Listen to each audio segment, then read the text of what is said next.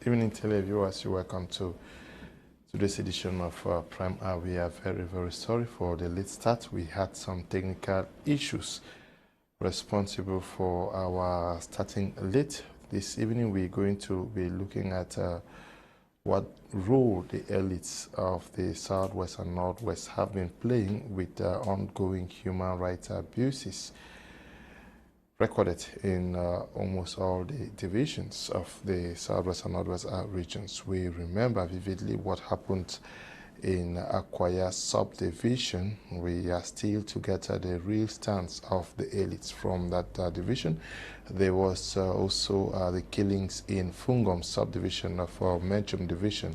The elites, their voices was actually not made known. We also are aware of other human rights abuses across these two regions, and we are wondering what the elites are thinking about. Is it the fact that they are threatened by the stakeholders involved in the ongoing crisis, or the fact that they are towing party lines with respect to what they have to say, or the fact that they are just afraid to speak out? We are going to be looking into this with our panelists who are in the house already. Apostle Ambe, Valentine Ngwa is a permanent consultant. Good evening, welcome. Good evening, Mr. Leo. Good evening, Cameroonians. Good evening, my co-panelists. Special greetings to the Fon of Bafut, His Royal Highness Onabombi, and to all Bafut elites of Menchum in Douala, and to all Bafut elites across the globe. Thank you for your support and the strength you've been pushing us to bring the mind of the people to the public. God bless you all. We also are in the company of Dr. John Ako. We're glad to have you, Doctor. Yeah, once more the pleasure is mine, especially when discussing issues on Cameroon, a country that has been ruled for more than 8 decades by 2 hooligans that have refused to give up power. Okay, we take exception to that description of hooligans. We also are in the company of Mr. Shunesiaka. We're glad to have you once again. Once more glad to be here, Leonard, to analyze fundamental facts about Cameroon. The insecurity situation is very high. It's high time we calm down and live the normal life that we used to live and enjoy Cameroon, the land of peace and honor and glory. Okay, we also in the company of Tah Mai Javis, who is sitting in for one of our guests, who should be on his way. We're glad to be with you.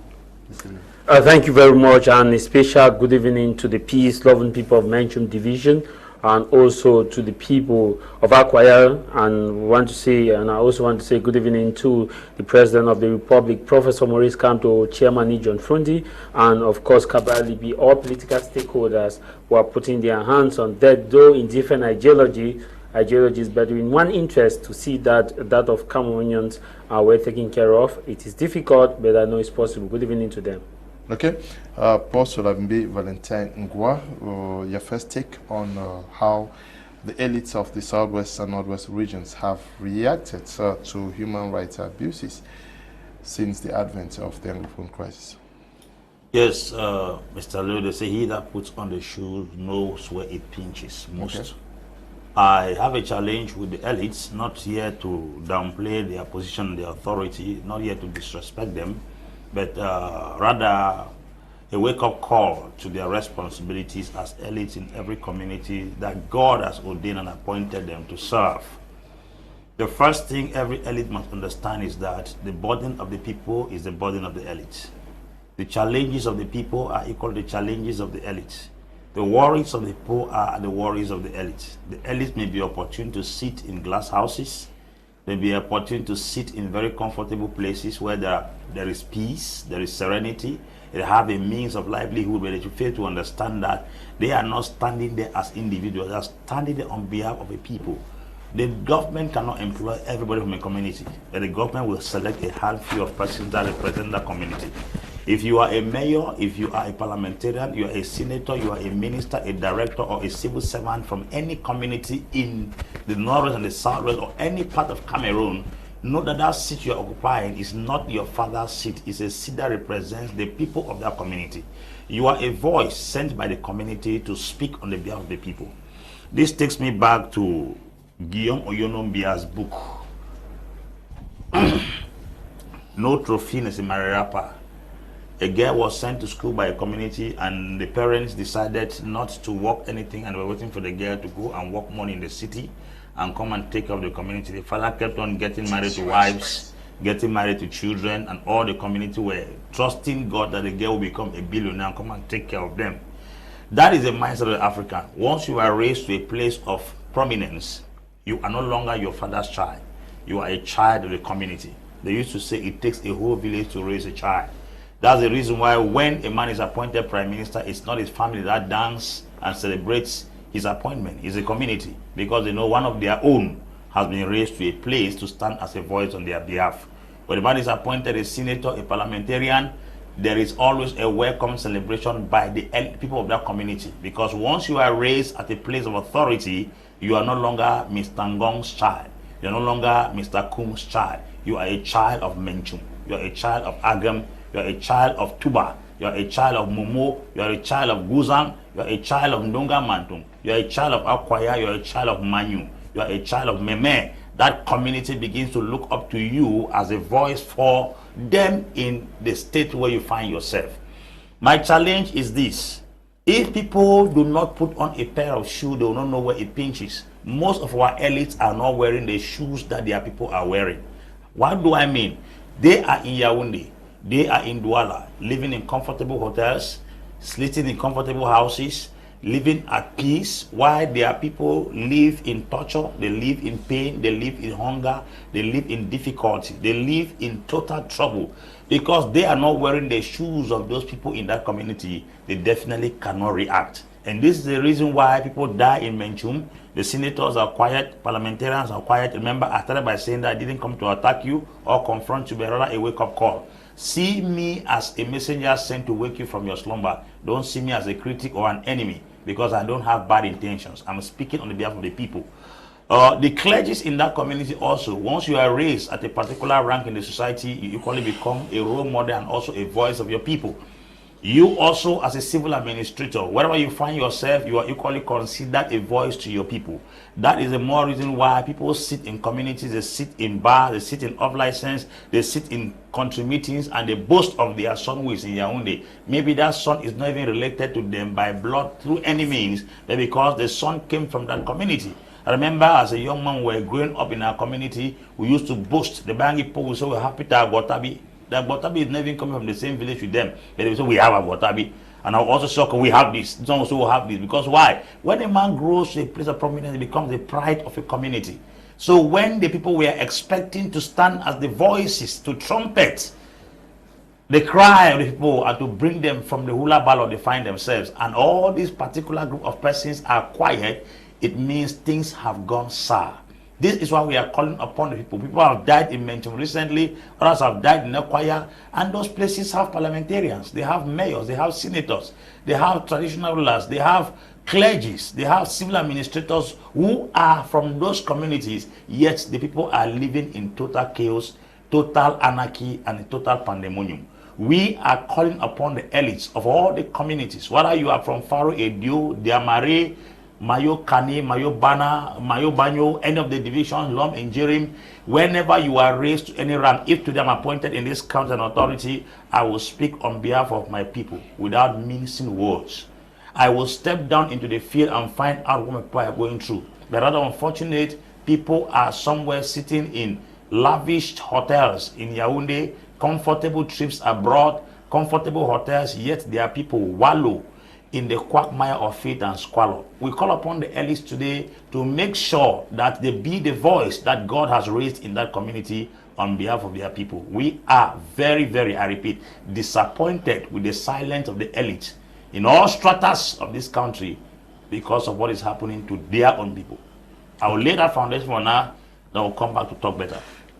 Dr. Aku, John Aku, you are reading too of the edit since the advent of the ongoing Anglophone crisis. But you yourself, you are an editor. Even me. Yes. Mr. Leo, it is the situation of elitism in Cameroon is sad. The situation is sad because a lot of people think somewhere that the privilege that they had 30 years ago, 50 years ago, those who are coming behind them should not have the same privilege. Today, a lot of elites think, and still thinking, that they work for the interests of their families and not for that of any other Cameroonian. A lot of people, during the Anglophone crisis, first, those who decided to resort into other methods of managing their families, others took them abroad, others created living space for their family members out of the Northwest and the Southwest region. And today, a lot of even the grown-ups have become internally displaced persons. Some that were voted politically, others who were the business magnate of the region simply transferred their businesses to more other fertile ground where peace is being enjoyed. And so what do you think becomes of their interest in this particular area? A lot have been said. You can fight and kill yourself, and our own children will inherit what you leave behind. And so that really existed to an extent that others think that the schools that they had in the Northwest, the Southwest, that have been transferred to Boya, Douala, and Yaoundé will never see them go back, even if the war has to end. This particular group of persons equally think that an end to the crisis in the Northwest and the Southwest will mean a destabilization of their business that they have set out of the two regions. And if Anglophones continue being internally displaced, then their businesses will continue flourishing too in the receptive towns that they have now been constructed. It is again saddened to know that a lot function by this particular principle of egoism, that we were made born individually and one day we are going to die alone, and what you keep behind depends on what you leave for your family. You find a lot that have constructed the atmosphere of war.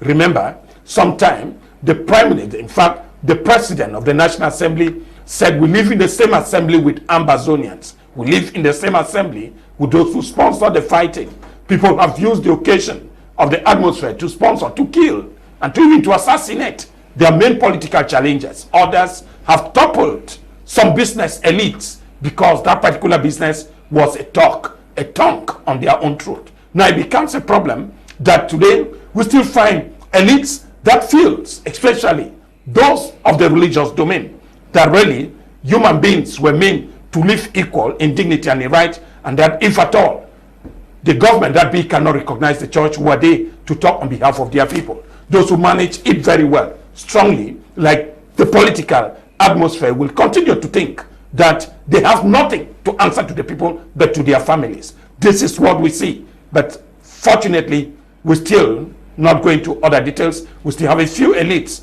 that are still visiting their community. We still have a few elites that condemned. We still have a few elites that equally go for their people. It is sad that at one point, people, just a declaration. We are not asking of anything too much, just a declaration. Some people too, those that explain and talk to us that the CPDM party does not permit them to talk on behalf of the party for issues that concerns the national interest, and that the Communication Bureau of the state, the state propaganda agent, the Minister of Communication, is made to address issues relating to the state, and those of the spokesperson of the military address military action within the two regions. It is enough. Can't we talk something which concerns us? We even asked the question several times. Was there enmity between the just-visited French president and the Anglophone community? Was that even discussed? Was there no need for maybe a memorandum of the senators, of the business class, of the church, of even the opposition party to present the plight of the Anglophones in Cameroon? Was there any forum that was meant to be addressed and was not addressed? Was it even suggested? It can never be, because people are thinking that you cannot buy the finger that fits you. And many who carry on businesses, not being capable of paying taxes for so long a time, will think that talking about the Anglophone crisis will mean there will be a demand for them equally to pay taxes. For those who have political positions, they will think that talking on behalf of the people will mean losing those particular positions. It is sudden that in the country that we are, brothers have been killed, sisters have been killed, a lot of foreigners have been chased out, businesses are down, and that now Anglophones become beggar to a nation they wholly joined in 1961. I can remember the sounds, the tunes, the drums that were played when Ahmadu Ahijo visited Boya in 1961.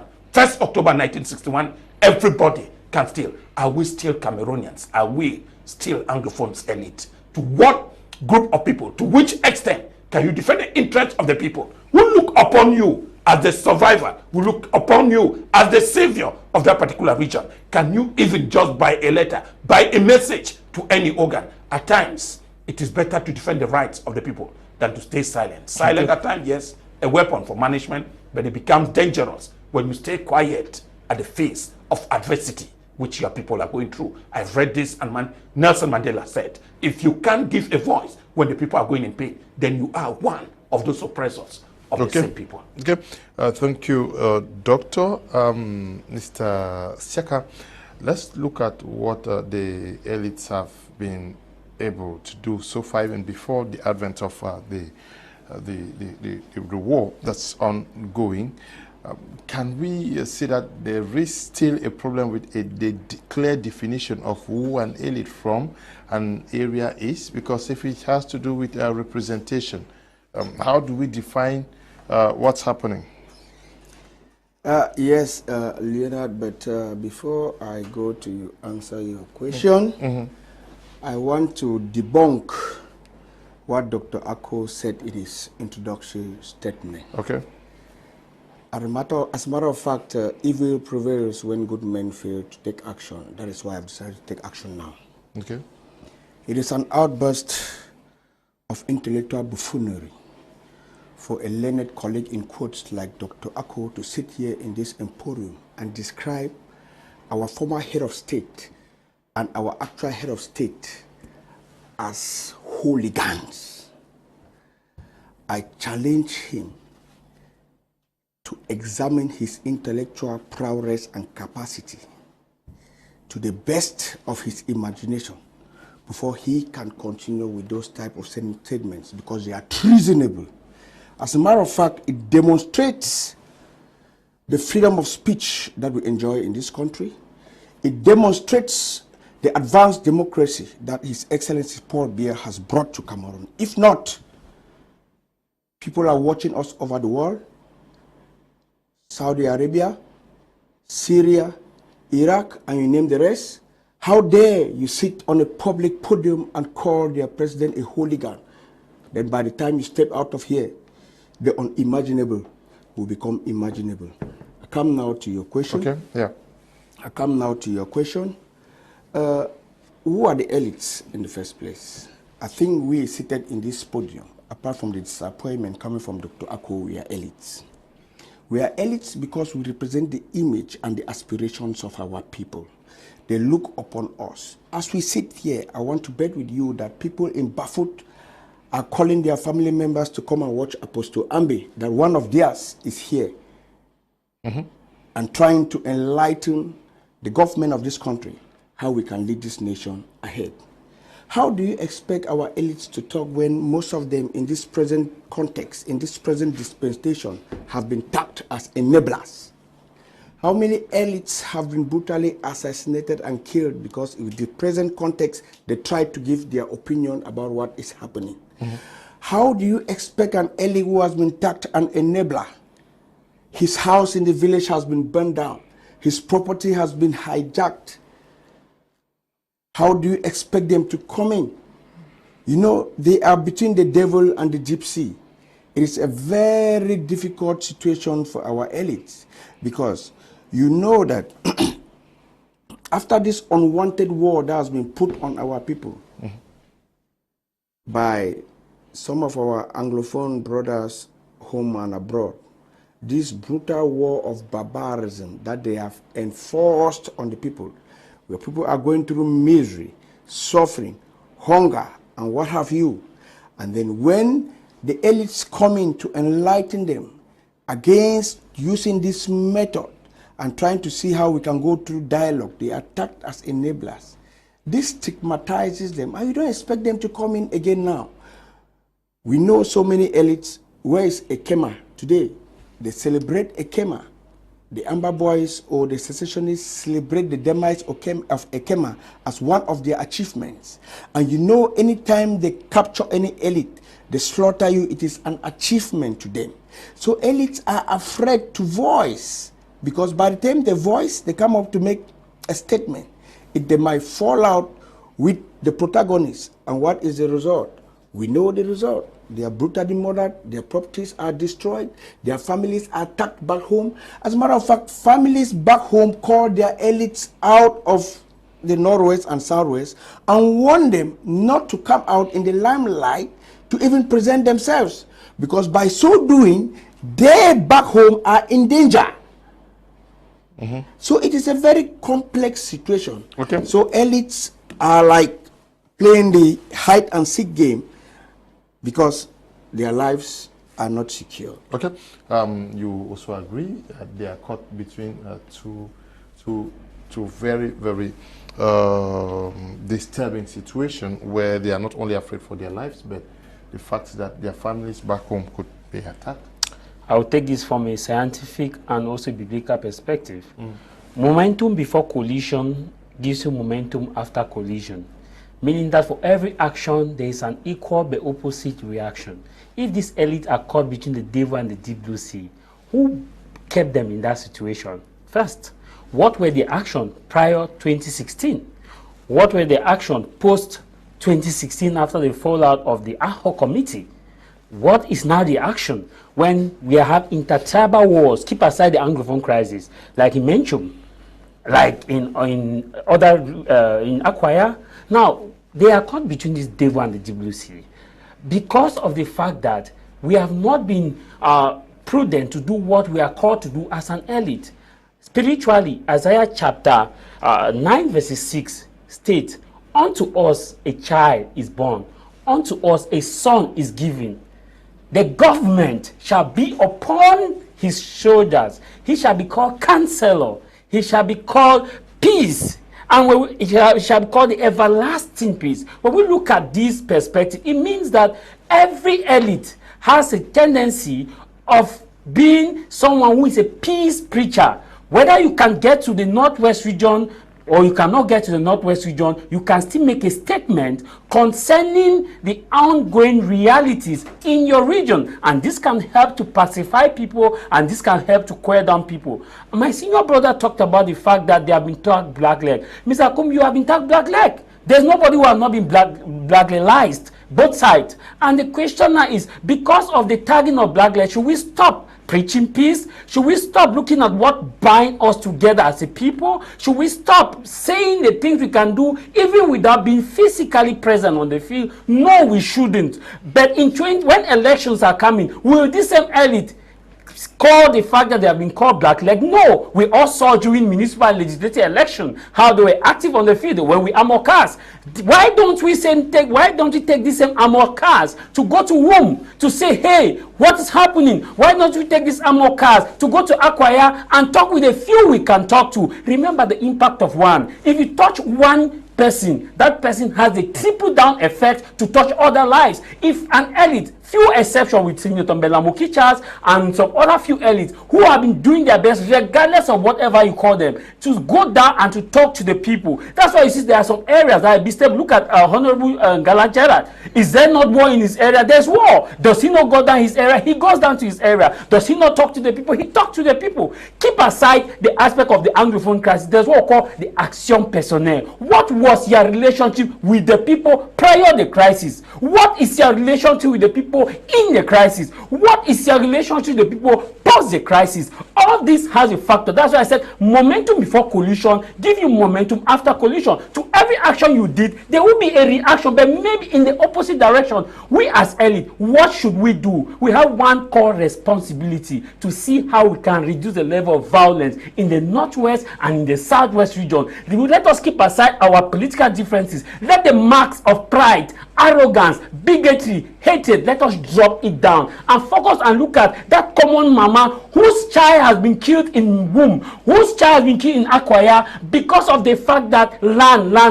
Mr. Kum, we should understand that raw materials are not Cameroon. It's not Cameroon. There's land, the sea, the whatever we have as resources is not Cameroon. Cameroon is the people. Cameroon is me and you. If we are not, there's no Cameroon. So what should we do? We should protect the human capital and not the landed asset. Until we do that, we are still playing the ping pong game, regardless of how you call it. Whether Dr. Ako may have put it wrongly or rightly, but there's one thing Dr. Ako is centering on: the human interest of Cameroonians. What are we doing to protect the human interests of Cameroonians? My heart bleeds when you look at what is happening in Northwest region. Beautiful souls. Among them are people who could become presidents tomorrow. Among them are people who could become governors tomorrow. Among them are people who could become senior divisional officers. Should we let them because we have been tagged black leg? I have been tagged black leg, but regardless of the issue, in whatever way, I will still stand on this kind of podium and say, please, my brothers and sisters, let us mitigate, let us forgive, let us look at the way we focus on what brings us together than what divides us together. The day we shall focus on what unites us than what divides us, we shall go faster. What unites us is poverty. What divides us is the different kind of talk we are talking there. When poverty is the greatest divider, and that should be our fight. Let us fight poverty and shun bigotry and shun hatred. We shall move forward. Okay, we shall move forward. Apostle Ambe Valentine Ngwa. We are talking about elites. We actually did not hear much from them during the massacre that took place in Akwaya. We saw what happened in Menchum.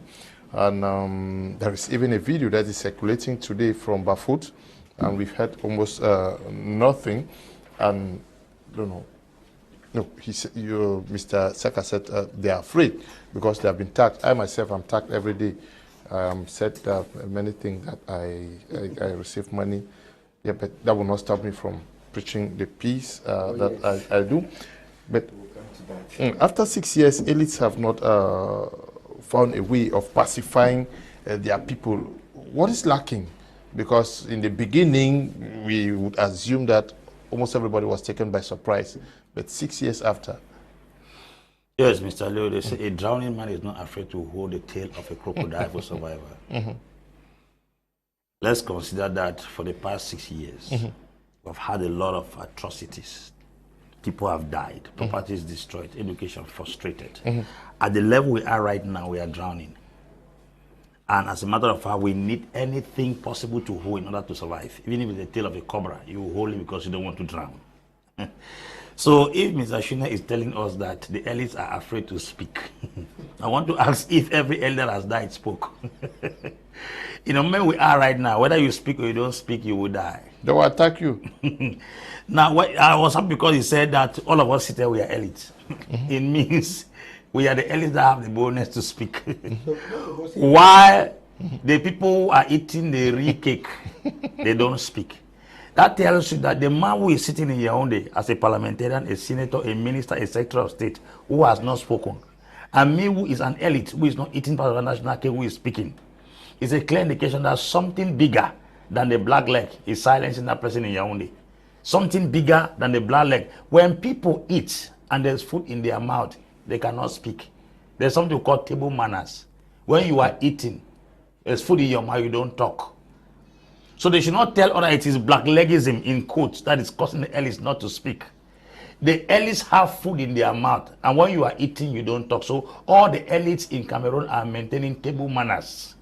The table manner is that they have stock finances in their mouth, and you cannot talk. If I give you a plate of food now, and you carry a spoon of rice and beans and you put in your mouth, I want to tell you, make it like him, till you finish chewing. So they are eating something that does not permit them to speak. That's not the problem we have. Number two, Trump raised a very important point here. What was the relationship with these elites and the people before the war even came? Because if I thought they were in good relationship with the people, their silence was supposed to have given them the opportunity to access the people. A people that who voted you into the parliament, a people who supported you and you became something, and then suddenly you abandon them. There are individuals who are elites who are centered around their family. I have said that it takes a village to raise a son. But sometimes when these elites are raised up, they focus on the immediate family. And because they focus on the family, the rest of the people look at them as strangers. So they don't have any mutual relationship with the people. I give you an example of a man that There was a crisis in his community. He's an elite. But his relationship with the people was far more better than what was happening around. I want to ask, if at all these elites had given borehole water, giving children scholarship, build schools in their communities, the advent of this crisis was not strong enough to scatter their relationship with the people. They first and foremost do not have a good relationship with the people of their community, and that's the reason why they cannot even go there and show their faces. Take away the Anglophone crisis. There are many elites who cannot stand in their communities and speak because it's shameful. Since they were elected, they have not contributed anything to their community. And this is the reason why we keep hiding under the banner of the Anglophone crisis. We keep hiding under the banner of the war, saying that they are going to attack us. It's a big lie. It's a very big lie. There are people who are actively in government and they have a very good relationship with their community. And they freely travel to their communities and they do things and they come back. Not every elite doesn't visit their villages. There are elites who used to leave their own day and go to their village because why? Their personal relationship out of their duty with their people is far more stronger than any scandal you can ever bring out. So I think the elites are not, I repeat, they are not responsible enough over the people that God has given to them. And they should get out of family ties and enter the community building. Okay. That's the focus. Dr. Ako, are we in a situation where we actually did not know how to name elites, where some elites, very important elites, neglected, hoping about representation? Because when we talk of elite, it means to some extent a class of persons, and whenever communities had issues, they said internal, external elites, and they were looked upon. We are talking about representation. These things are committed either by whosoever. Why are the elites not talking out? Is it really fear, or the fact that they do not know what representation is all about? That I am because these people are. The position of an elite is one which at times is not by appointment. Elite, you become elite because of the feeling of the people. We somewhere said there is no exam to become an elite. And what we have to say here too is that not all of the elites in Cameroon, some of them are doing greatly well, others protect the environment, they protect their position, they protect their pride, and begin to think that they cannot talk on behalf of the people. Remember, we are in forums. When you talk in a forum and somebody asks you, who mandated you to talk? And you can imagine the mind of such an elite. When an elite answers another in this manner, you can imagine the master he or she is serving. So just imagine that, because we are told that by their fruits we shall know them. And these are some of the things that have made the elites that things, and those that were working well, that okay, since it is highly encouraged, and people tell you, when will I ever go there again? Imagine an individual taking a personal decision never to return to his village. And so what do you think? He owes those people no reply, no response. It is, and he believes that he was not made an individual of that caliber for the people or by the people. And that he will still live his life as far as he keep adoring, he keep appreciating, he keep praying and praising the oligarchy in Yaoundé. And Mr. Shune will not believe that very well. And sincerely, he knows the truth. That this is what people do. People have been folded up by what they receive, by what they eat. And that when you are eating, a lot of people have gone to the level, we'll talk of bread and sardine, that the moment you get it, your mouth becomes so oily that the tongue even roots to the position you could not even support. This is the position of some elite. And it is shocking that in this Cameroon, I have always been calling on people that for the few Anglophone Cameroonians that have read a bit of history, when you think of the Eastern Regional Crisis, then there was a group of people who called the Benevolent Neutrality Bloc. They were just 9 members who brought the Eastern House of Assembly into a standstill. That an ordinary session was convoked, and this group of elite said, we are not attending the session in Enugu, and that we need our own session in Boya. And honestly, Anglophones received what we call a quasi-regional status from the government in Lagos. And that was given in Boya. And which means elites can impose something for the benefit of all. And the question we still ask, how many elites have gone off the national demand or the state party politics of decentralization to federation or back the 1961 constitution? How many elites have been honest that this fighting is that you are unable to manage us well? That what we had in 1961, what transpired in 1974, and what happened in 1984, Anglophone Cameroonians are not happy. Mr. President of the Republic, Mr. Speaker, you were there. All these guys were there in 1972. They felt the impact and they knew that one day it was going to become a problem.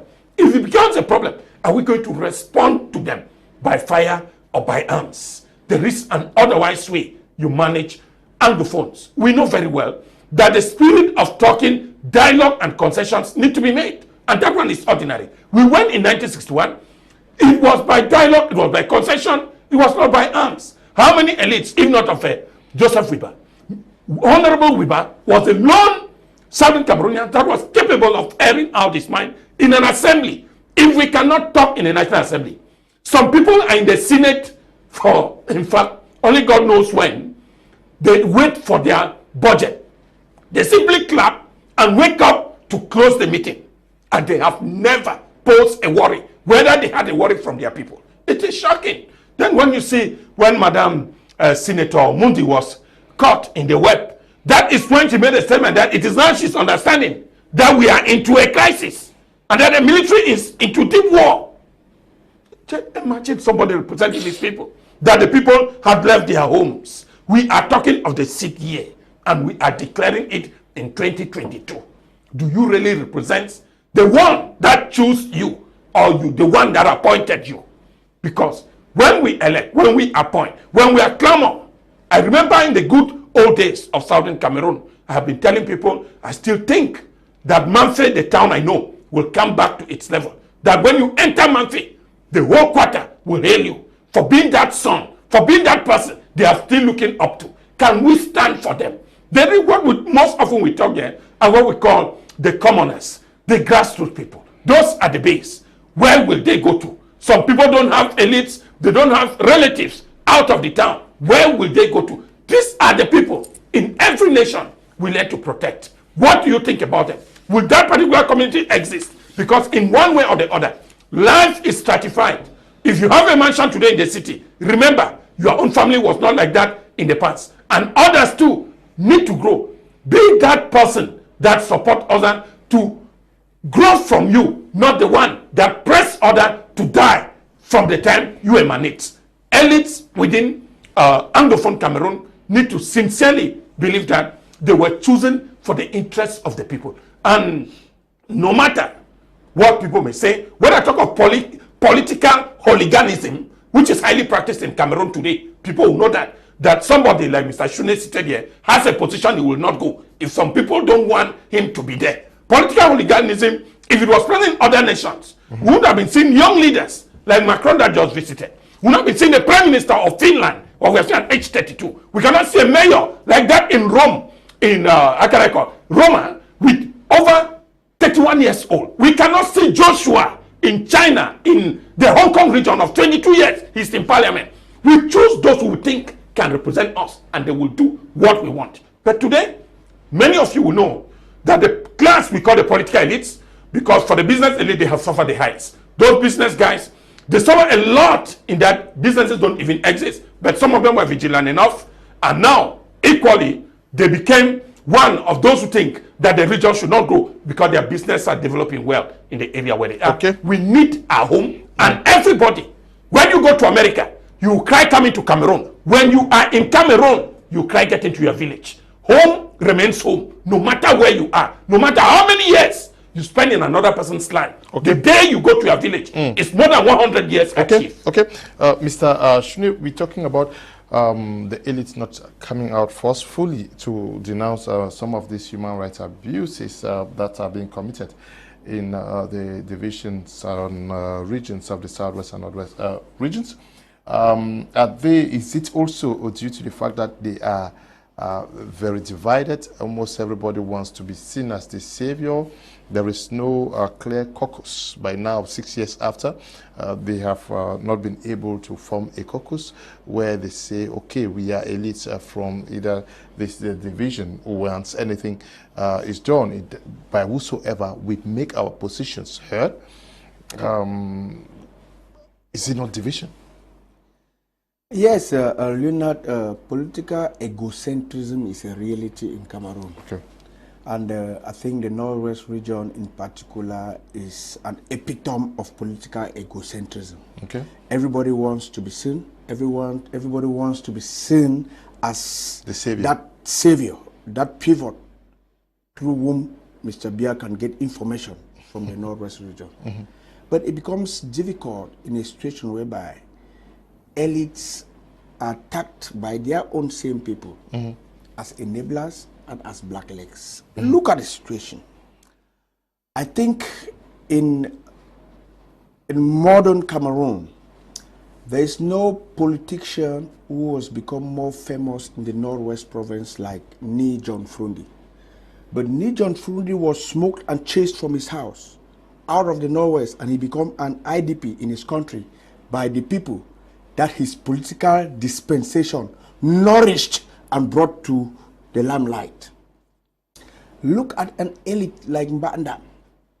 Mbanda was one of the most powerful elites from Batibu, but his corpse never entered Batibu. He lies desperately somewhere in Yaoundé because his own people could not allow his corpse come and be laid to rest in his own hometown. Okay, we have an example of a great philanthropist, a friend, a political icon, a brother who slept on the same bed, Ngala Gerard. That is a young man who is taking the bull by the horns. Ngala Gerard is a parliamentarian and he is young, which coincides with what Dr. Akwaya is saying. He has been quoting young leaders in China, in Finland, Macron. Ngala Gerard is a young parliamentarian, and you have a lot of them. Myself sitting here, I'm a young political elite. I am an elected official. So, as a matter of fact, we must agree that life is precious. We must agree that you can lay your life for your people, but you cannot die. At one point, you have to preserve your life for your family and your children. We are talking about people who have families. We are talking about people who have children who are still very young. You don't expect that if an elite, a revered man like John Frundi is smoked and chased out of his own neighborhood, how come of other young politicians who are still struggling to set their feet on the political ground? We must agree that when the Anglophone crisis emanated in the early 2017s, it was an intellectual debate. It was the force of argument and not the argument of force. Unfortunately,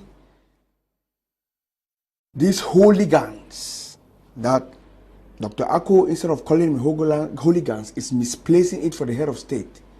These hooligans came and distorted this crisis because the Anglophone crisis is a reality. The head of state, His Excellency Paul Biya, came up and acknowledged publicly that the Anglophone crisis is a reality.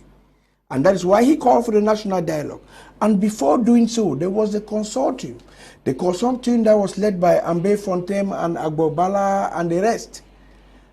You would bear with me that there were 22 points that the consortium wrote and forwarded to the government. About 19 or 20 of those points have been met 100%.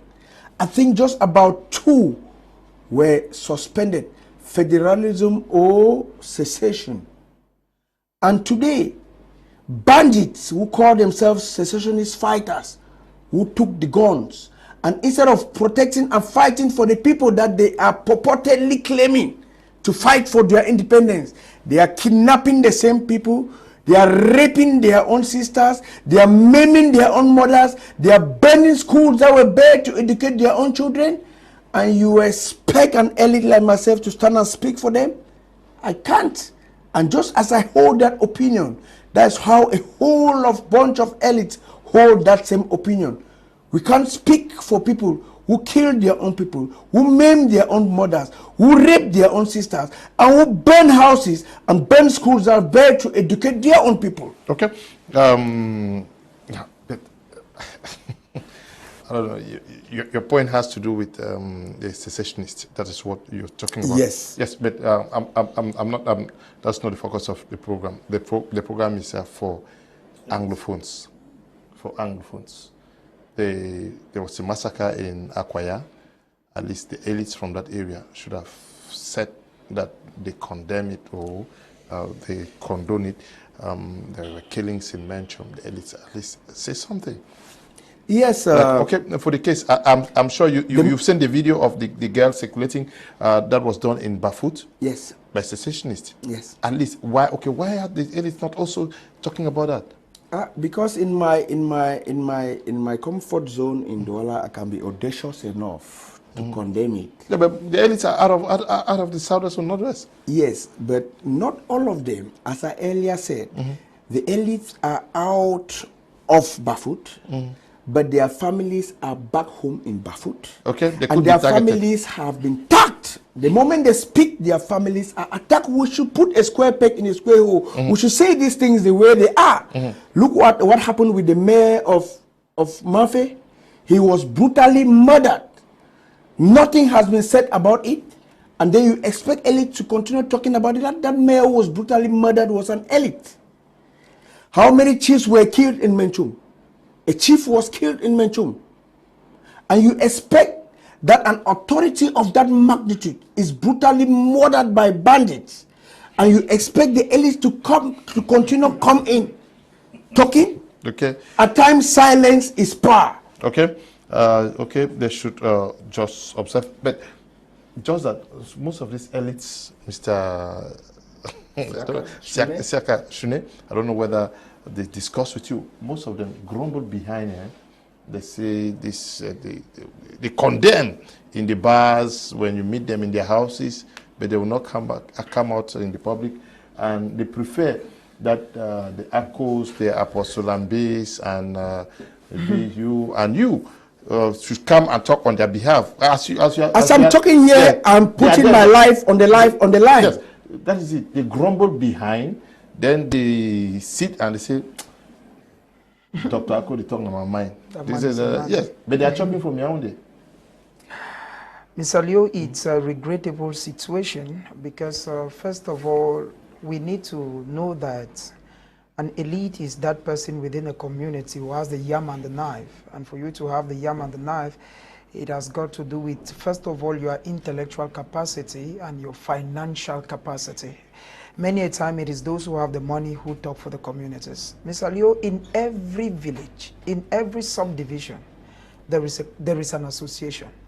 And you will agree with me that the majority of those who are either patrons of those associations nationally or those who are presidents of those associations nationally are those who are in Yaoundé, the ministers. Which means that even if they claim they cannot talk at the level of the villages, they could still talk to their people when they hold annual meetings. Why don't they talk? It's very simple. They don't talk because, Mr. Leo, there is something Javis said while he was here. The issue is simple. People are in Yaoundé who were catapulted from 2016. There are a lot of people whom before the crisis, nobody knew them. There are a lot of persons who just came up in the political landscape during the crisis. These are the people who call elite. These are people whom the Anglophone crisis gave them an opportunity, first of all, to be feeding very fat, and secondly, to make a name for themselves. Now, you don't want them to go back home and start preaching. The question they may first of all want to ask is how they got there. They got there through the aspect that there was a crisis, and a few persons who felt that there was something wrong could not go. A case in point, Mr. Kum Leonard, is the regional elections that held. I said here the last time that I was here that I had the opportunity to cover the regional elections in Bamenda. If I tell you that there was anything called an elections, then I'm lying. It wasn't. It was just a few persons who were selected in Yaoundé, who made in Bamenda, and they were dividing themselves. Okay, you go to this, you do this, you do that. Now, these persons, whom the people of the base... That is what you are saying. Yeah, Mr. That is what you are saying. And we from Namibia Prime or Prime As knows that elections took place. But what, Mr. Leo, what I'm saying here is the fact that these same persons who do not, because I want to be sincere with you that if somebody like Dr. Ako John Ako today goes to Manfe, if somebody like Apostle Ambe goes to Bafut and speaks, the people will hear him. Now, when I talk of the people, at times people in Cameroon, just like Dr. Ako John said, even on WhatsApp fora, you quarrel with people who feel that because you said that. A case in point, I left Bonaberi for this program. It took me 1 hour, 30 minutes. This is Douala for you and I. 1 hour, 30 minutes. Which is a distance of 500 francs. Now, when you come up and say, okay, there is no road in this area, or the traffic nature is a problem, an elite within that area feels that you're stepping on his toes. Now, so the issue at the end of the day, Mr. Leo, is that we have a few persons who have made a name after the crisis, that is in 2016, who will want nothing to be noticed. We know what happened to people like Honorable Joseph Weber. When what happened at the University of Boya, I remember Honorable Weber said that children were raped in the University of Boya, and even said, okay, my brother's daughter was raped in the university. The consequences and what happened to Joseph Weber for his courage and straightforwardness and outspoken nature is the fact he's no longer in Cameroon. We know what happened to many persons who were part of the consortium. A majority went to prisons and a few ran. The people like Bob Gahamoni and the others. So I feel that, Mr. Leo, it will be difficult, first of all, for our elites to talk. Who is an elite, first of all? Are these elites known by their common people? There is a day you invited me on this program, Mr. Leo, and we're to talk about regional councils. And when I told my guys in the village, they were like, I told him, but don't you know this person is this? He said, I don't know. Because the people don't even know. These are things that are done within regional capitals. They either do it in Boya, they either do it in Bamenda, or they do it in Yaoundé. And the common man for which this thing is meant, because even when you talk about regional councillors, these are persons who are aimed to intercede for the common man. But at the end of the day, one, do the people even know them? They don't know them. Secondly, do the people even speak? Because you said something which is very true, Mr. Liu. Something has happened in Menchum, for instance. Even in Akwaya, but now, an elite who is in Yaoundé. What stops the elite, just like we saw the Archbishop of Bamenda, Andrew Nkia, who wrote? What stops somebody from even just penning, just saying, okay, us? Because if you even speak as a parliamentarian, there is that way you could just say that as the parliamentarian of, say, Donga Mantun, or as a parliamentarian for Akwaya, or as a parliamentarian for Bafut, I strongly condemn this act. But given that we are living in a total situation where people are in a clique because you are not talking, when you talk for yourself, you have already violated party disciplines. Party disciplines, because even at the level of the National Assembly, our parliamentarians sit and observe. A few want to take the courage. If they even, Dr. Ako was saying something which is very true. When somebody will ask you what is the significance and the importance of the Synod in Cameroon, I don't know what they are doing. You only hear the Synod met, the Synod session, the June session, the March session. What do they discuss in the Synod? How does it affect the common man? Nothing. And that is why you have a few daring ones who could speak, like Senator Henry Kemende was killed in Bamenda. Why? Because he was very outspoken. This is somebody who will stand in the upper house and talk. So I feel that, Mr. Liu, the first aspect is, when we talk of these elites, a few of these elites are just persons who got the privilege to become where they are because of the crisis. Okay. And if at all they were elected by their people, because as I talked to you, Mr. Liu, I believe that even in your own village today, your birthday was on the 25th of this month, I saw how communities, group of people are acknowledging. It means that if a community can acknowledge you, you could talk on their behalf. But now when you have a people who are not, first of all, recognized by the people, when you have a people whom the people don't even know how they got where they are, how do you expect those people to come and stand and talk to their people? Apostle, you have something very brief to say, Mr. Shuni? Yes, I just wanted to briefly intervene that it's a flagrant lie from my colleague who just last week broke a flagrant lie that regional elections took place in all the divisional headquarters of the Northwest. Where you reported, I was there to vote. I have a colleague from Oshie who was shot at Mancon because he left Momo Division to come and vote. Regional elections took place in Menchum. Regional elections took place in Ambe. And then you have just justified the fact that any elite who speaks is attacked and killed. Senator Clement wasn't killed by the military. Senator Clement was killed by those who didn't like what he was saying. I doubt. Thank you. I doubt very much. Okay. And maybe Mr. Liu, I could just No. No, it's not a one-on-one, but when you say it was a blatant lie, I would just want, since he was in the hall, how did you people get the president of the regional council, that is Professor Ngwa for? Okay. You are He was here to voted? answer questions, not to ask questions. Thank you, because you were saying I said a blatant lie. I was telling what I saw. Please, and I'm please. telling you that the regional president was put on his position. I saw it. He was elected by you people. Apostle Ambe, Valentine, and Ngwa. Are some elites, are we not looking up to, like you are looking for water to come out of a stone? Are the real elites not being neglected here? Because we are having the impression that, okay, to be considered an elite, you must be a political elite. Yes. Are you not the voice of Bafut, of Mezam, Yes. Apostle Ambe?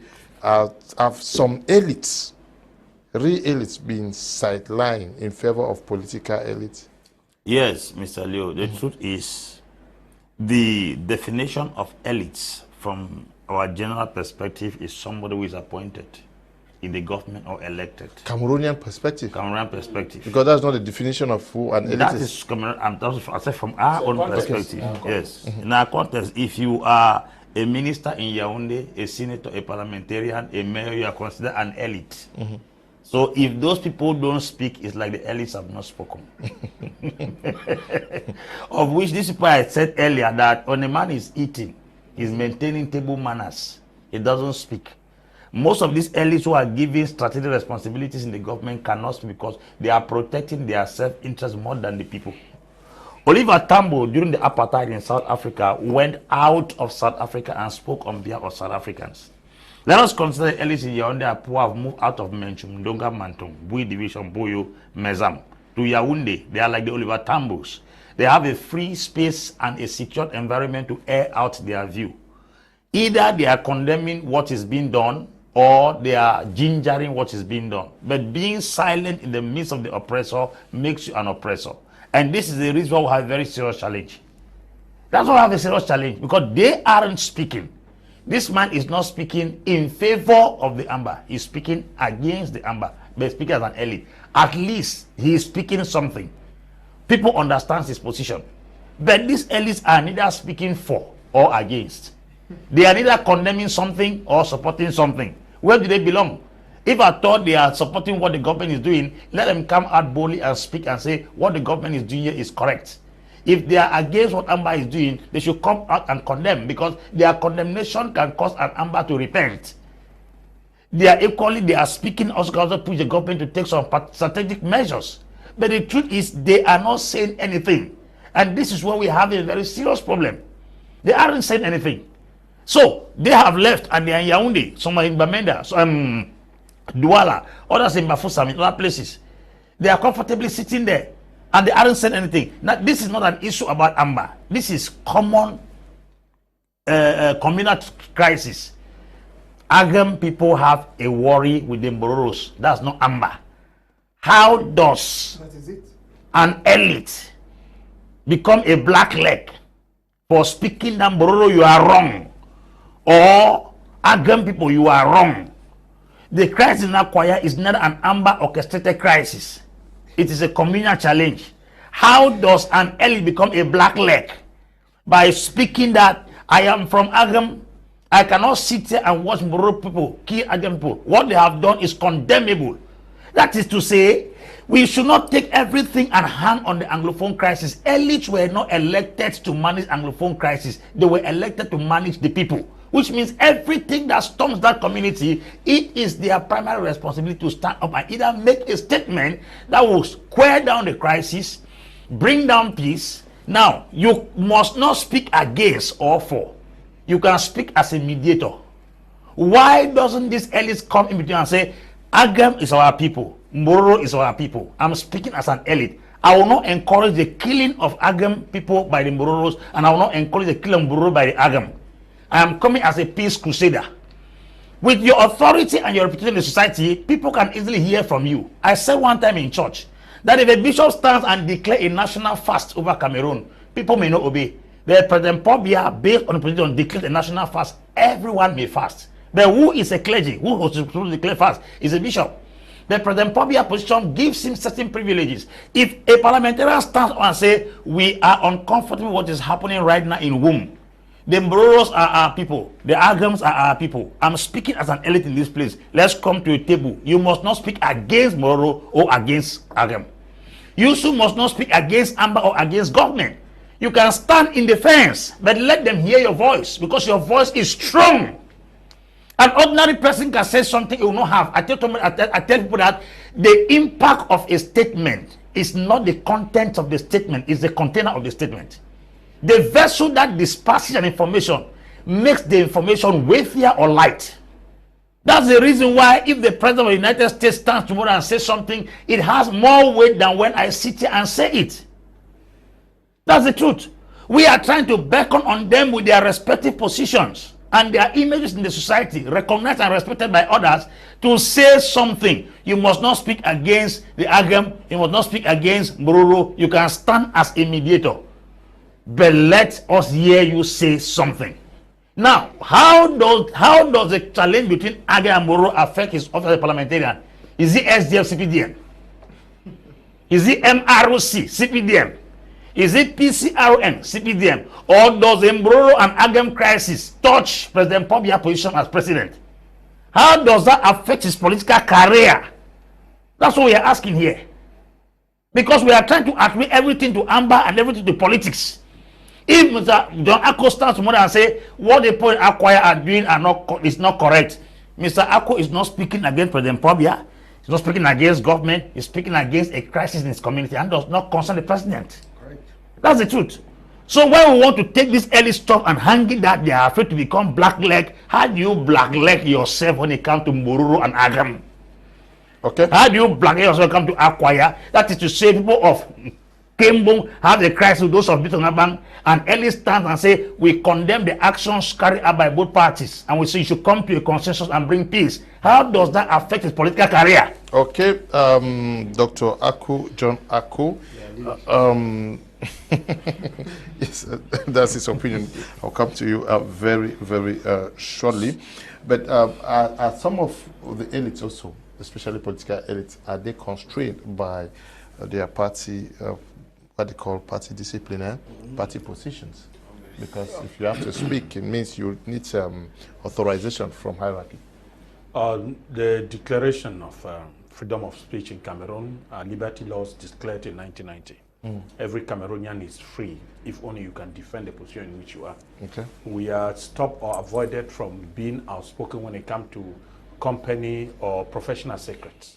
But if it is outward wickedness and heinous crimes being committed, we have that zeal to declare them open.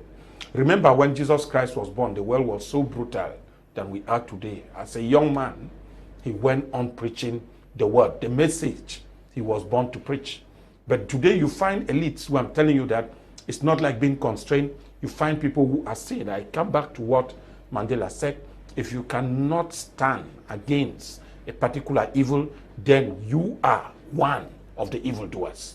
So which means that any elite that doesn't condemn a bad or grievous act, we should equally just consider that it is from the act that is being fed. And a lot of those people, now, we were here, we said some military people too will be crying if we even have to end the crisis. So you standing at the level of the President of the Republic and condemning it, at this level, I will tell you that greatly, the Minister Special Duty at the Presidency, Victor Mengot, did a lot for the Manfe people immediately after the incident. These are some people who might, by his own gesture, he might have not been vocal in speaking, but his timely interference for the Manfe hospital incident was highly applauded. Within 10 days after the incident, a truck worth over 80 million was taken to the hospital. New beds, mattresses, hospital equipment by the Minister of Special Duty in that particular area. That stays like others are saying. These are some of the things we wish that people could be doing. But then some people stay behind and they are instant thinking that those who are in front of them should be assassinated. Yes, Mr. Shune, there are certain facts and killings that we cannot verify that he said here with the senator for Meza. Yes. And what I'm telling you, that a moment the superior dies, there is a need to replace the other. Nobody will tell you how it went before the mayor for Limbe was replaced. You didn't even understand how it went before the mayor in Manfe was replaced. How those people were replaced. Look at it very well. That is why we cannot speak here with a lot of audacity.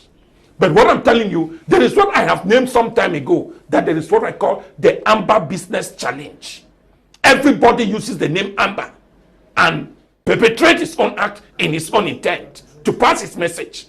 Lover boys in Kumba have used Ambe name to kill their potential rivals. And that we should know it.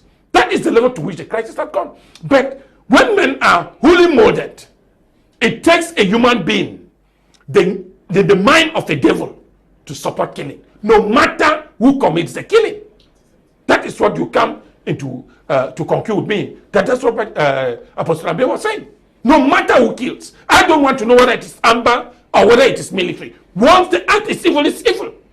And to this extent, some of the elites, I'm saying it is sad. Just imagine an elite shedding tears in the National Assembly, presenting the plight of what happened in Manfe.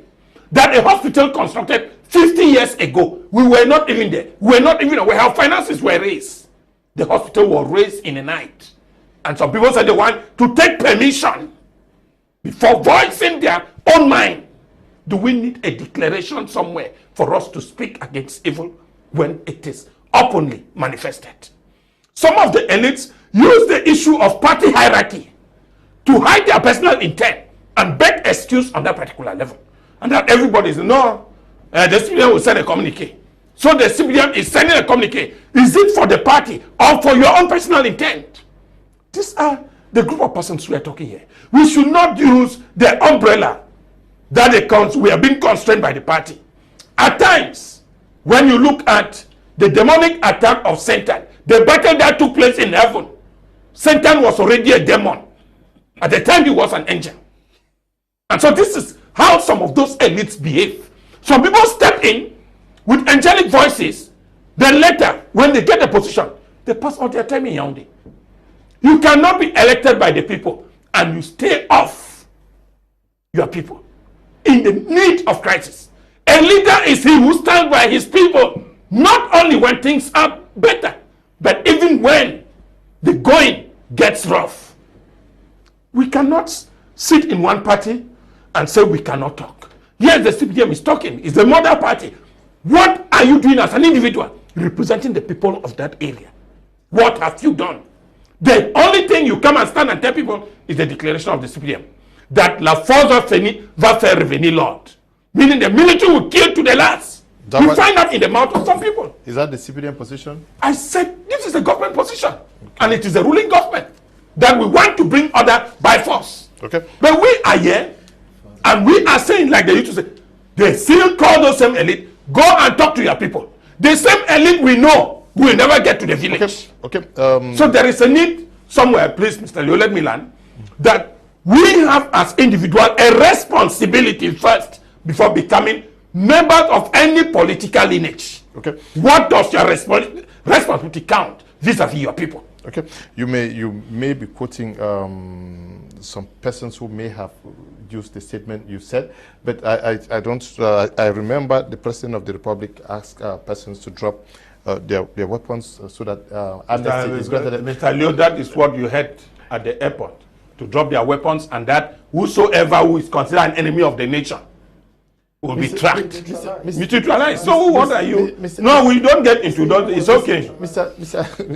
Dr. Ako. You have your position, I have my position. Don't cut the statement. Continue. Those who don't listen the way the president is saying, what will happen to them? They'll be neutralized. Dr. Ako. We find brothers, Menchum BBC, because he carried a coffin. Doctor. And I asked what arm was in the coffin. Doctor, I'm the moderator now. Okay. You have made your point. Now, let me also clarify certain positions, especially yesterday. There are some things that were said. My role is to, because the day I'll be called up at the National Communication Council, I will defend what I'm doing here. You have said what you have said, but I remember that after the incident that you are talking about at the airport, later on, the President of the Republic said persons should drop their weapons and come out. And later on, I remember that they said, okay, there was a problem and that a major national dialogue was called. So you may be quoting that force doit régner and that, but let me also put the perspective. So you heard that force doit faire revenir l'autre. No, you're only quoting that one. Also quote the other one. Please. But quote the other one to that. Which one is that? Please. You are free to quote the other one. Please. I'm not part of the debate. I'm just struggling to do my job, so that when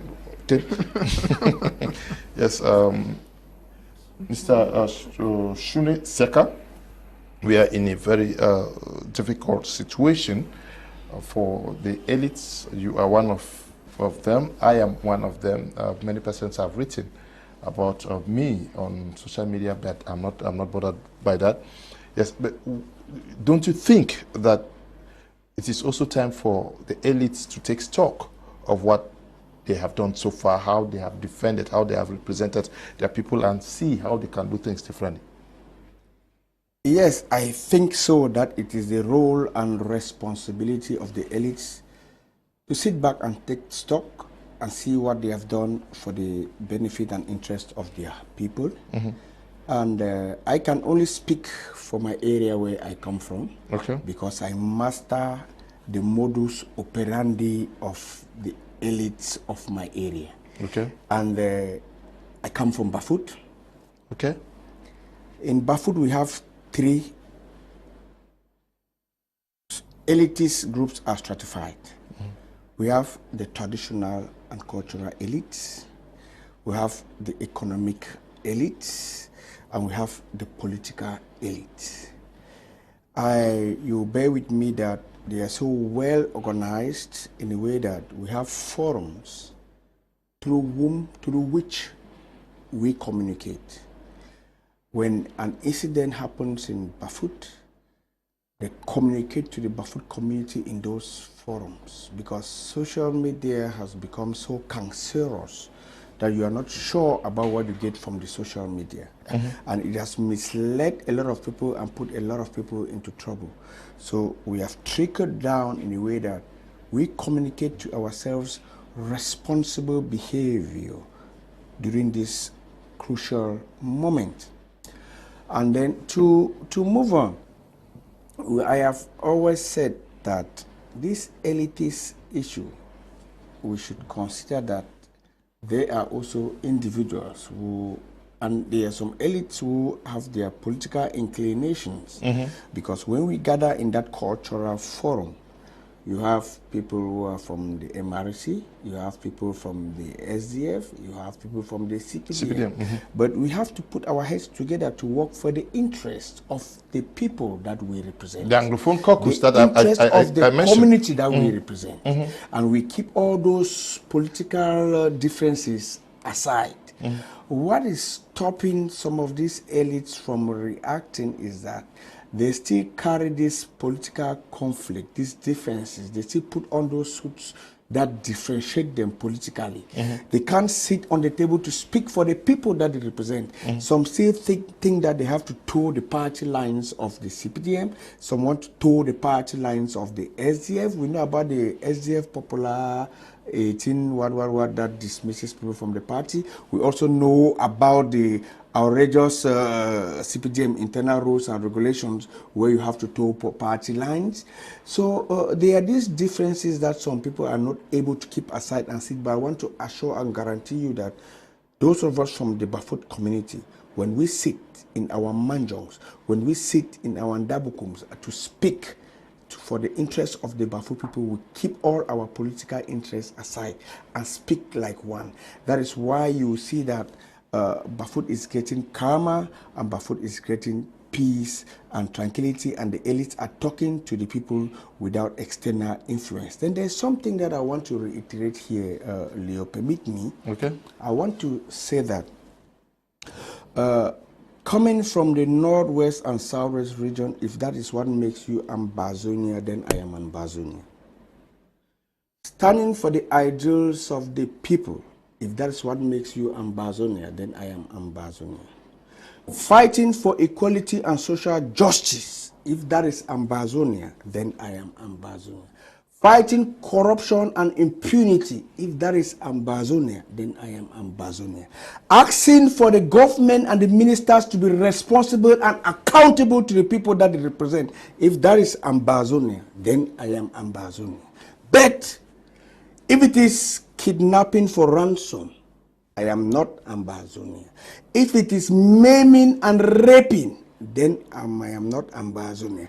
If it is a force, it is an argument of force and not the force of argument, then I am not Ambazonia. I want this message to be very clear. Okay, you want this message to be clear, but are the elites also not working in the interest of the people, because, especially political elites, because they are using the abuses as political weapons to advance their cases. Take the case for opposition. They use any pitfall of the government to say, okay, see, the government is bad, we are the best, and that, and not necessarily looking at what the people are going through. And on the other hand, we have government political elites who also will say, these guys are bad, this has not done this, you see. Instead of looking at, like he said, across the board and seeking the direct interest of the people, political elites are using what is happening on ground to make political gains. It's very, very true, Mr. Leo. It may shock you to hear, if at all you've not heard, that even within the ruling party, the CPDM, there is infighting amongst them, within the elites. Even amongst them. In heaven. Yeah, even amongst them, we have areas where during elections, like during this legislative and municipal elections, where, for instance, in Dunga Mantu, where an individual was thinking that a younger one was sponsoring somebody to become mayor because he was eyeing their position. Now, it means that people are using the crisis in different forms. And secondly, Mr. Leo, the CRM, which is one of the political parties that people were looking up to, that is in 2018, during the presidential elections, you will agree with me that the CRM has repeatedly used, for instance, when somebody dies in Akwaya, in Menchum, or elsewhere, it is always looked upon that, okay, this is a failure from the CPDM. It means that they are already using it as a bait to campaign. But now, even within the government too, Mr. Leo, it is very clear that the people within the government and the political class will tell you, for instance, that there was a major national dialogue, just like we heard he said, that the major national dialogue already took place. And as such, if killings are going on, then the people are of bad faith. I want to remember that even President Emmanuel Macron, who left Cameroon 2 days ago, said that decentralization and dialogue is a way out of the Anglophone crisis.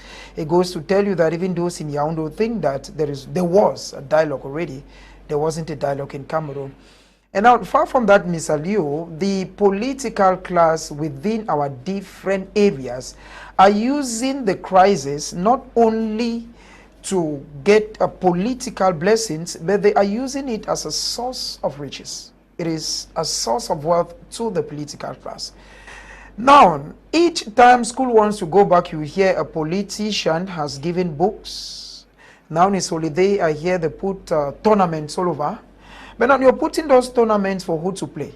how many people are still in those different areas. I told you how, Mr. Liu, that I just came back from Mr. J, it's not been a month, where an area that used to have a lot of light, pomp and fanfare, 7 p.m. you will look for somebody to even share your normal shower. There is nobody. You see, the people are conscious. 7 p.m. they are in their houses.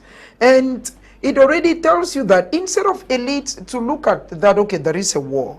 How do we stop it? Because the people, it is very true that there are areas where there is relative calm. Take the case of Nkambe, for instance. Take the case of Boya, for instance. There is relative calm in these areas. But now within the mindset, within the people, they are conscious. Anything that happens sends them home. So I feel that, Mr. Leo, our elites would have focused more on seeing how total tranquility and peace comes back to the area. Dr. Wako said something here that it is difficult, if not impossible, to identify who is an Amber. And that is why you can be sitting in a beer parlor saying Bamenda, saying Boya, saying Kambe, waving Akwaya, and the next minute is a young man who touches you, oh, Mr. Leonard, come. And before you know, you're gone. So for the fact that it's difficult to identify an Amber or the non-state actors, like the government puts it, now, what do? I think that it is time for the elites to go back to their respective areas and prove that they are the elites. And how will they do this? It's very simple. I said something here, Mr. Leo, that these different elites, if you look even in Menchum where you come from, the person who is the national president must be somebody within the corridors of power in Yaoundé.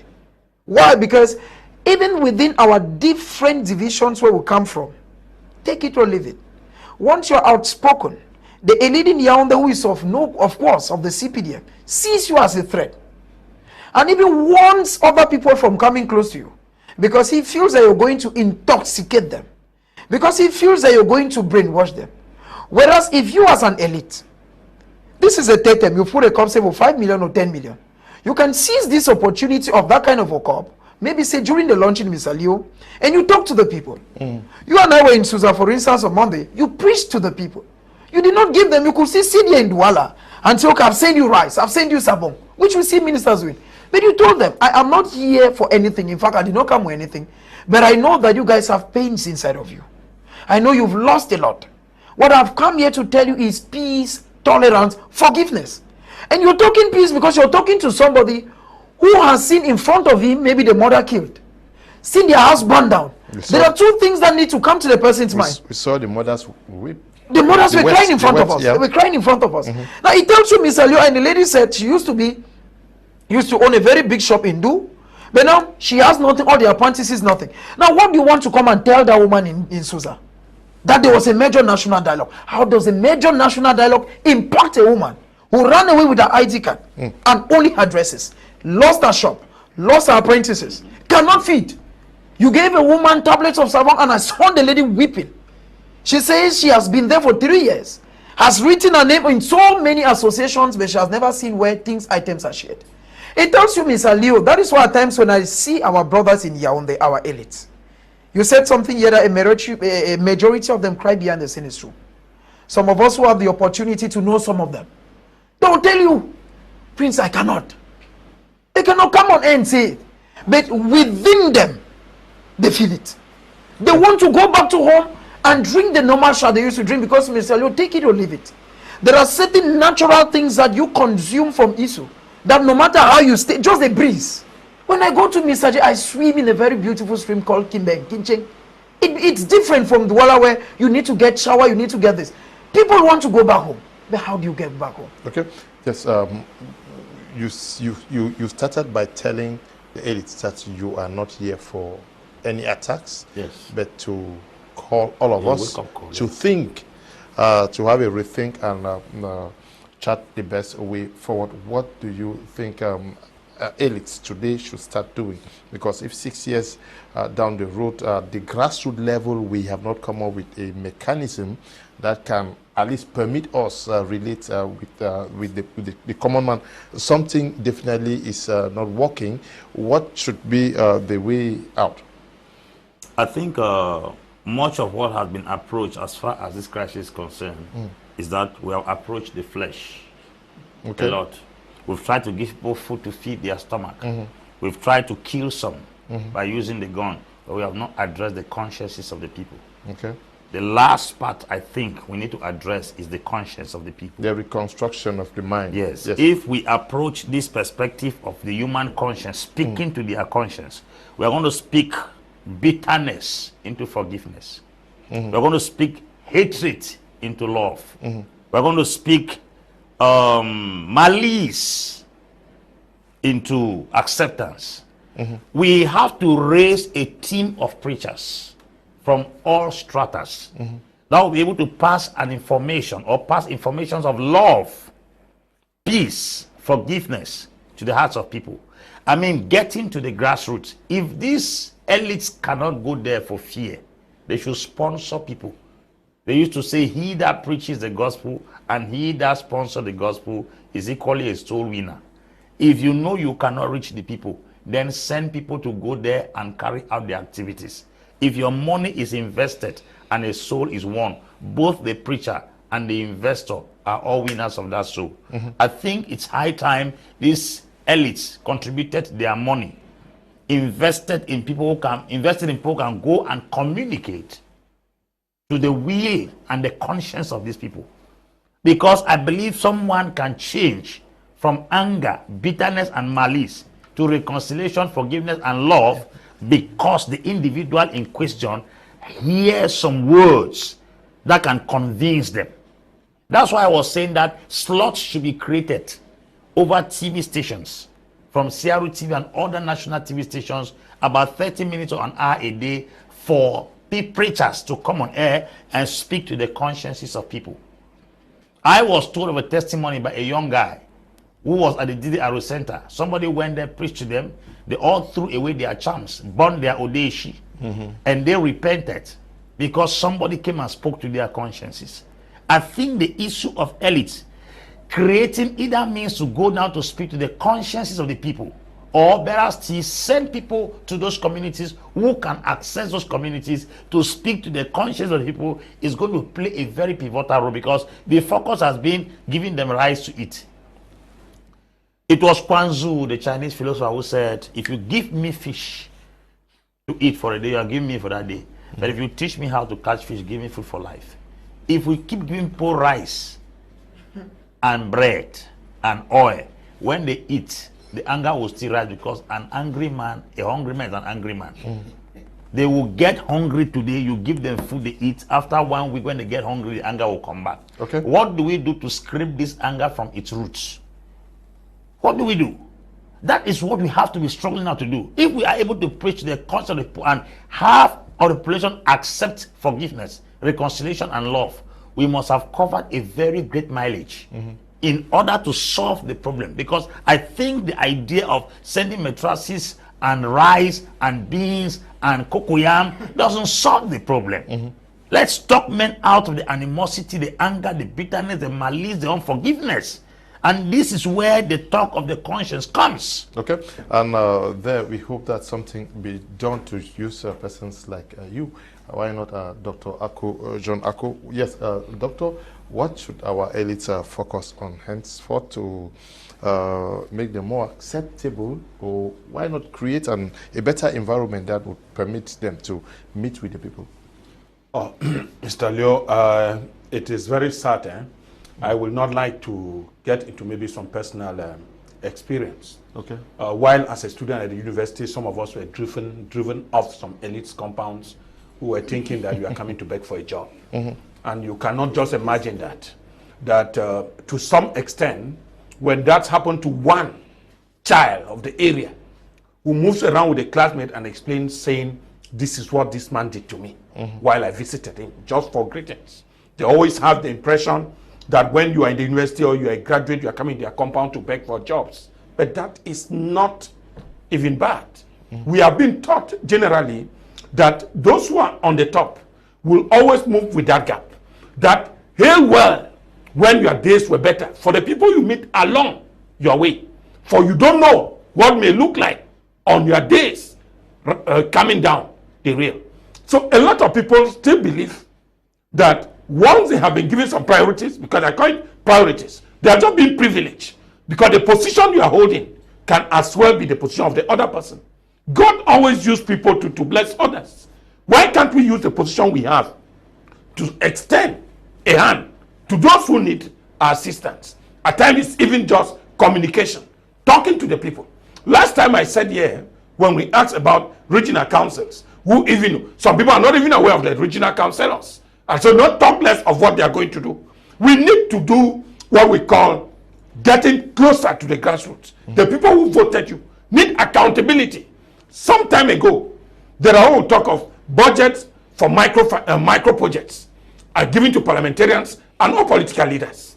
Some people are unable to tell the people who voted them how much was given and how much they have used. We saw a funny photo here sometime on social media. Somebody went and constructed an uncompleted culvert and presented it as a project within the micro budget that was given to him. It was launched by you. Good. You can imagine that when we're called to launch, we have seen a lot of that. Yes. One of the things which elites need to do today is to get back to their people. Okay. And at times asking for forgiveness. Okay. Because this is one of the highest instruments we have been asking. For us to start the story all over, can you sincerely go down on your knees and beg for forgiveness from your people, and then take me as one that you know, not as one that is new, not the one you know. Let us be born again, if I may use what Apostle Ambe may be so comfortable, that can we be born again as new politicians? Can we brandish our image now as new leaders? Can we decide to be that fine wine that people used to know? There is hope in a politician highly received and cherished by his people. A lot of people have not felt this test. And one of these people will not be insisting here. We cannot get to the example of Honorable Ngala Richard. We cannot get to the example of Bella Moki Charles. These are people who get to their communities and are always free to move about. Some people still believe that staying in a glass door, a glass house with German Shepherd is what guarantees their security. But we are saying that there is more security in getting acceptance from your people. A political leader, an economic leader, is one who is accepted by his people. When we look around, I used to tell people, if the Jews today are highly respected, it's not because they are Jews by their names. It's because they walk in solidarity within themselves and they are accepted by their people in the way in which they are. Today, how can it be that our own brothers becomes our enemies? Because the next thing they'll tell you is that you are the one spoiling. The moment you talk evil, the evil, when you criticize them openly, and we have the other group of people whom we call them gossipers. They carry the message, this is the person said that you are not doing anything. The moment he sees you, a politician, start chasing you out of where you are. The greatest victory of a politician is the power of reconciliation and acceptance of criticism. It is from criticisms that nations are built. It is acceptance of criticism that leaders are made. And fit into, we reconcile each other and allow our elites to come back, because if they don't come back, that gap will be there, and in their absence the people will be crying. But on the other hand, the people, in one way or the other, there was the lack of trust between the people and the elites. So this gap has to be closed with trust. It has to be closed with confidence. It has to be closed with that guarantee of everybody's life being important, and nobody's life should be put at stake. So I think on this platform of reconciliation, of peace, understanding and forgiveness, we can have a way forward. Okay, we can have a way forward. The same impression you have. Time for deep reflection and reconciliation.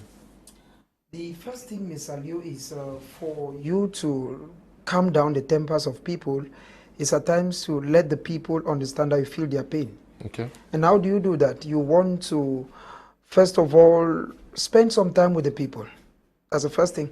The truth is that a majority of our elites in the Northwest and the Southwest, their children are not in their different villages. Their family members are not in their areas.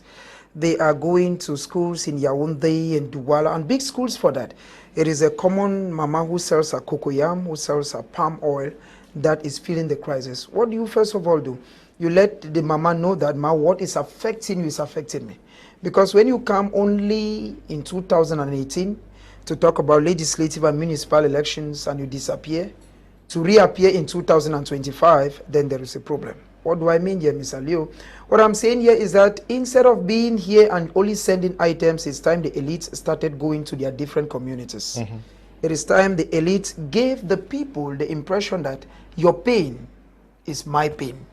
What is affecting you? Because if you come and a mama is telling you, for instance, that a school has been burned down, or a hospital has been burned down, or she tells you that the small workshop she used to manage to sew, like the lady who told us in Susan, is no longer the and so she cannot raise an income. And you feel you can just give her some bank notes, say 20, 50,000, you've not helped her. You should rather give her the impression that, my sister, as you're crying, I'm not encouraging people should commit acts of barbarism. But my sister, what you're saying, this is a similar thing that happened to me. But now, our elites who sit in Yaoundé and are sparking the crisis, what they do is, they just tiptoe to the village and out. But for people like Honorable Ngala Jorad, who goes to the village when he wants, communes with his people. Why? Because he has been able to build an element of trust. Yes, he has been able to build this trust where the people see him, he communicates with the people. So I feel that the first thing, Mr. Leo, is let those who are in Yaoundé regularly visit their people. Let them also let their people understand that what is affecting you is affecting me. And at times, Mr. Leo, like we're talking about even coming with a communique. Imagine somebody who goes to the village, for instance, and say, okay, when there was a killing, for instance, in Garbu, which the government admitted that was done by the military, this is what I said. If you think I'm doubting, go on this page, you will see this. Or this is a copy. It makes the people feel that you sympathize with them. But when atrocities happen, you don't talk. Everything happens, you calm. The people feel that you're not with them. And that is why we are now living in a situation in this country, Mr. Leo, where even the lion can eat its cub. Why? Because everybody wants to survive. So the final thing I think here, Mr. Leo, is let the elites be going back to the village. Let the elites be able to soften the minds of their people by talking to them. And you can only talk to people if you have been impacting them. Without which, the same situation that is ongoing, I fear, Mr. Leo, and it's the truth. If we give free and fair elections in this country, in different communities, in Misaje, during the municipal elections, it was catastrophic. The outgoing mayor, an individual who was left from his political party, the CPDM, and joined the ANDP, was almost bringing down the CPDM, if at all he did not bring the CPM down. It tells you that the people are fed up with certain things. You keep lying to people, you tell them I'll make a bridge, the next day you don't make the bridge. And then in 2018 you say, 2025 you say, you only appear during the crisis, and the people now were identifying with somebody whom when they get up there is a gunshot, he too hears a gunshot. So it's time, Mr. Leo, our elites went down to the village. Let them take a rest, even for a month. You go back to your different communities, stay with your people, so that you feel the reality of what they are going through daily. Okay, we want to say thank you to all of you guys who came to educate our population on this burning issue. We thank you, Apostle Ambe, for coming. Thank you, Mr. Leo. My conclusive statement is that there is no CPDM road, no SDF road, no CPDM airport, no SDF airport, no CPDM hotel, no SDF hotel. If you're a good citizen, your party brand does not affect your personality. That's the reason why anybody who has started a road in Message, whether you are CPDM or SDF, you are considered a son of that land. True. If your works were speaking very well, your party will not limit you. Okay, we also want to say thank you to you, Doctor, for coming. Yeah, as usual, one of the greatest problems the elites in the Northwest and the Southwest had faced is the fueling and promotion of the xenophobic differences between the Northwest and the Southwest. And if a lot are not aware, every elite, no matter the level where you are, those in the Northwest or in the Southwest thinking that they will profit in the name of the crisis to chase those they call the Northwesterners who believe that they are in their land, we tell them land in Cameroon is owned by the government and every Cameroonian is free to settle wherever need be, where he thinks he feels comfortable and happy. There is no need to create this conflict in another conflict. If there is a need, we should reason of being together rather than being divided. Okay, thank you too for coming, Mr. Shune. Yes, Leo, my conclusive statement is that whether you are a federalist, you are an independent, or you are you're a regionalist, or a unionist, or whoever you are. All our opinions count. The bottom line is that Cameroonians should live freely and enjoy this nation which is blessed with a lot of natural resources. It's a prosperous nation. And then I want to seize this opportunity to extend regards to my friend and brother, Honorable Ngala Gerard. It's been a while, but out of mind is not out of sight. Out of sight is not out of mind. Okay, thank you too for coming. Please. It's a privilege to always be there, Mr. Leo. My conclusive statement is that the elites should take some time off, just like him. Maybe go down to Bafut and spend, say, 2 weeks with his people. This is even holiday, and most tournaments are going on. People should take time off and go back to their different communities. I used to pay 3,500 from Bamenda to Mukage, but I paid 18,500 francs to get to Mukage. Okay. So with that, Mr. Leo, I will extend my regards to the Peace House members, most particularly to the Secretary General, Madam Sabina Ekoli, who did a wonderful job while in Susa, and to the focal point in Susa, Mr. Ngwa Mark, not leaving out the peace-loving people of Mukage, though politics is struggling to tear them apart. Okay, we want to thank all of you who took time off to watch this edition of the program. Desmond and Ella, we say thank you to you. Stay blessed. Bye-bye.